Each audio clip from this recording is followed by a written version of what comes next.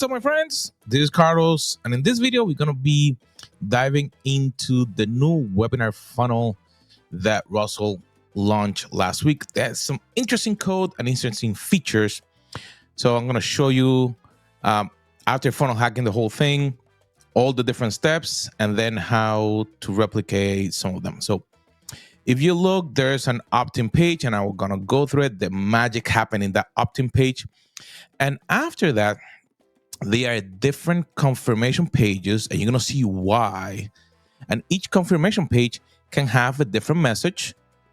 And then after each of those confirmation pages, then we have the webinar replay room. And then there was an interesting one yesterday to bring them back to close again for those that haven't got the offer yet. There was another Zoom event that actually happened yesterday afternoon. And then from there, it takes them to a form to close. So let's go into the top, the opt-in. That is where all the magic happens.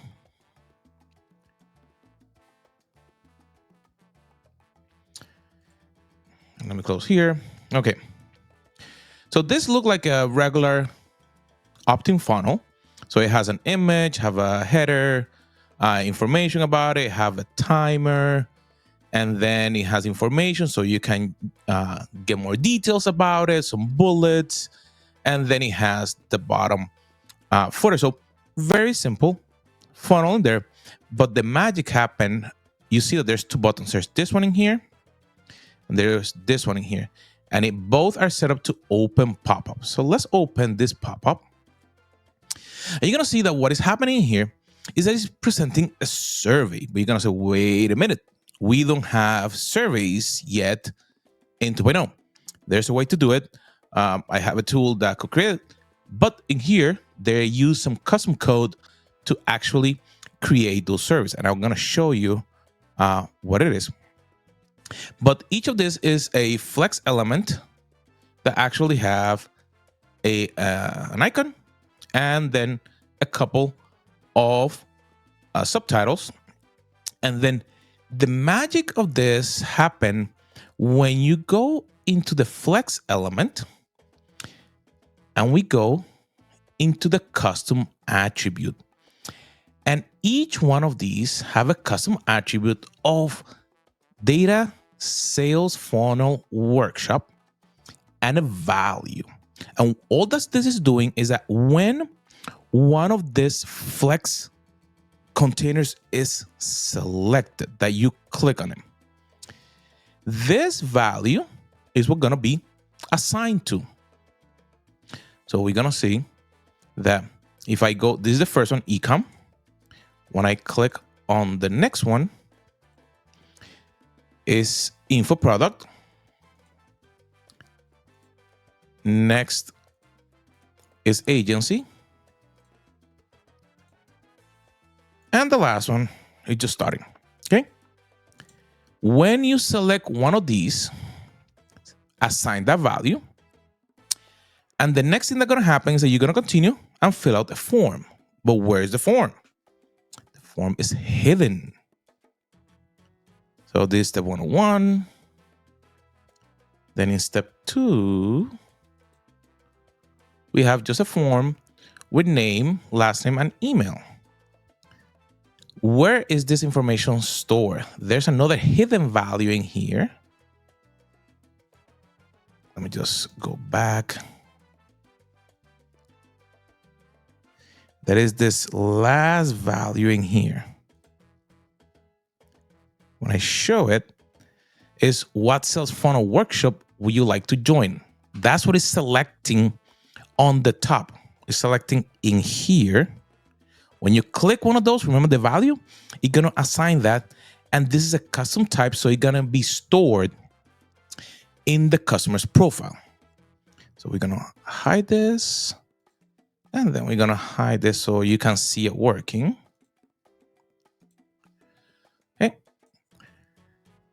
So let's launch this to see how it works. And I'm going to show you the details. So I'm going to create here. So I'm going to by default, it's selecting the first one as ecom. So you're coming in, something is selected. So at least if you click right away, customs to continue to step 2, you have something. But I'm gonna click here, info products. I'm gonna click.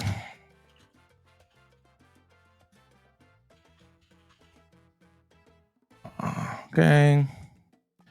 Demo 10. And then because I selected info product,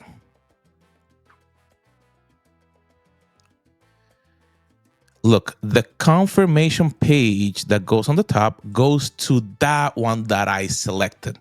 How did that happen? If we go into the code, they have a script that is actually detecting. So when the open pop-up is selected, execute the click function and assign the value. Like I said, data workshop, ecom product, that one is the one selected. So that element, that flex container. Then it's gonna change some components in the CSS, so the color of the background of the outline.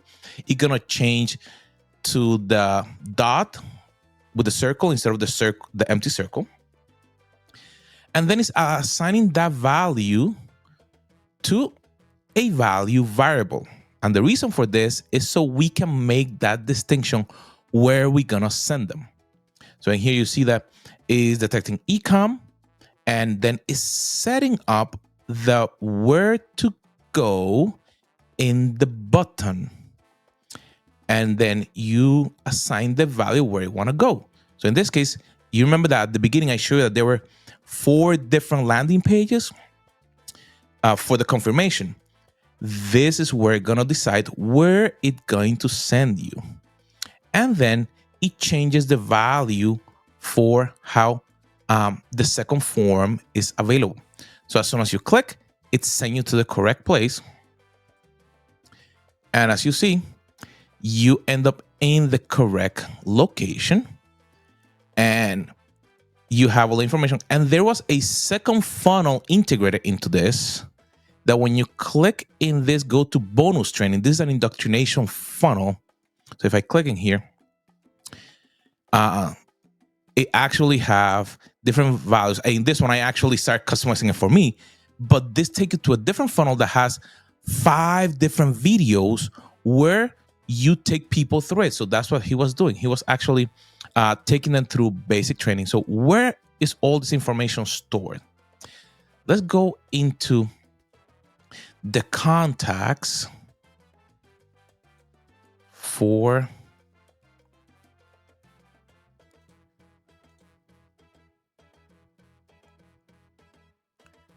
and this demo last name. You see that in the custom attribute section, it creates the custom attribute that we created in the form with the value of the workshop. So now in this case, you can output this, or if you have a webhook connected, you can send a contact update and you can see the custom attributes that the customer has and make some decisions. And in that way, you can actually have your funnel. My friends, hope this has been helpful. If you have any questions, please let me know.